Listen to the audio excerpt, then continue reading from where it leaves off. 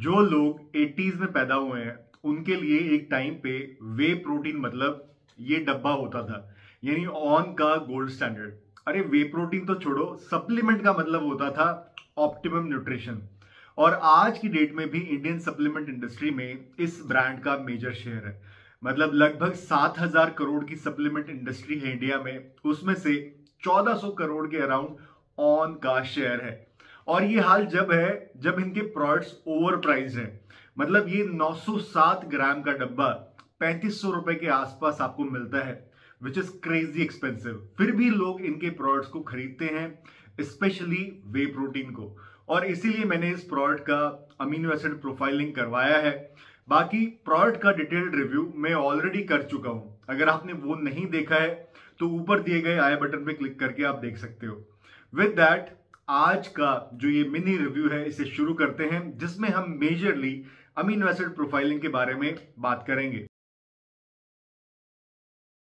इस प्रोडक्ट का जो फ्लो है वो थोड़ा स्मूथ है, लेकिन फिर भी छोटे छोटे लम्प्स बनते हैं।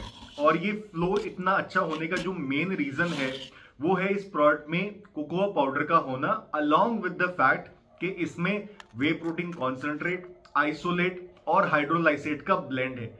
लेकिन फिर भी वे प्रोटीन के पार्टिकल्स क्लियरली ग्रैनुलर से दिखते हैं, दानेदार पार्टिकल्स आपको दिखेंगे अगर आप ध्यान से देखेंगे। वही अगर स्मेल की बात करूं तो वो मेजरली कोकोआ पाउडर की है और काफी हद तक चॉकलेट से मिलती जुलती है। बाकी अगर टेस्ट की बात करूं तो सूखा खाने पे या फिर शेक बना के पीने पे कोई अजीब सी केमिकल जैसी स्मेल प्रोडक्ट से नहीं आती है। तो कुल मिला के ऑर्गेनोलेप्टिक प्रॉपर्टीज के असेसमेंट के बेसिस पे I don't think this product is amino spiked. Let's see what the lab tests have to से।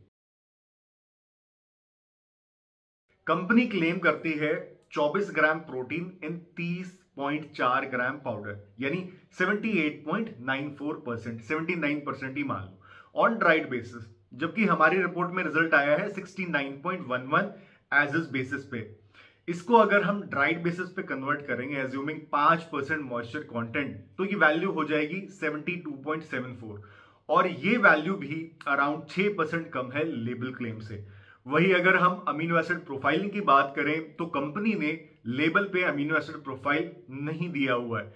और जो इनकी वेबसाइट पे अमीनो एसिड प्रोफाइल लिस्टेड है वो वेनिला फ्लेवर के लिए है, तो उसके साथ हम चॉकलेट फ्लेवर को कंपेयर करके कुछ खास असेसमेंट नहीं कर पाएंगे।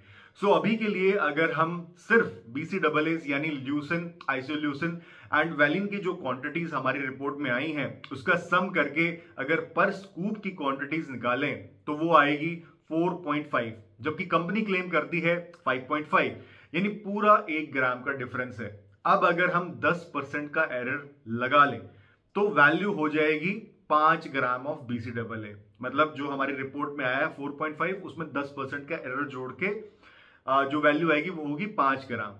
तो ऐसा बहुत ज्यादा डिफरेंस नहीं है, लेकिन मैं बेटर वैल्यूज एक्सपेक्ट कर रहा था कंसिडरिंग ये ऑन का प्रोडक्ट है और इतना महंगा है। इसीलिए मैं इसको फेल तो नहीं कहूंगा, लेकिन बहुत बढ़िया रिजल्ट्स भी नहीं बोलूंगा, क्योंकि टोटल नाइट्रोजन कंटेंट वाला जो रिजल्ट आया है उसमें भी 6% का डिफरेंस है। और अमीनो एसिड प्रोफाइलिंग में भी जो BCAAs का रिजल्ट है वो लेबल क्लेम के आसपास है, जब है आसपास जब हम उसमें एरर जोड़ते हैं 10% का। So according to me it has just passed. देखो यार, अगर आपको बहुत ज्यादा विश्वास है ऑन ब्रांड में तो आपके लिए ये मेरी वीडियो मैटर नहीं करेगी और ना ही मेरी असेसमेंट से आप इन्फ्लुएंस होगे। और अगर ऐसा है तो आप कंटिन्यू करते रहिए इस प्रोडक्ट को यूज करना। बट अगर आप कुछ पैसे बचाना चाहते हो और अगर आपको ऑन से डाइजेशन रिलेटेड इश्यूज हो रहे हैं क्योंकि इसमें डाइजेस्टिव एंजाइम्स नहीं है, या फिर आपको इसमें जो आर्टिफिशियल स्वीटनर मतलब एसल्फाम पोटेशियम यूज किया गया है उससे प्रॉब्लम है, तो फिर मार्केट में काफी सारे और भी अच्छे ऑप्शंस हैं। होप इस वीडियो से आपको एक डायरेक्शन मिली होगी सही प्रोडक्ट चूज करने में। और अगर ऐसा है तो please subscribe to the channel. इसी के साथ it's time to sign off. Until we meet next time. Bye-bye.